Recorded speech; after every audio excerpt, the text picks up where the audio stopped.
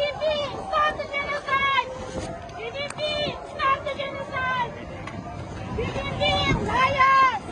PDP, Waterless! And Mr. President, after today, would you still refer to President Xi as a dictator? This is a term that we used earlier this year. Well, look, he is. I mean, he's a dictator in the sense that he is a guy who runs a country that is a communist country that is based on a form of government totally different than ours. Anyway, he makes that.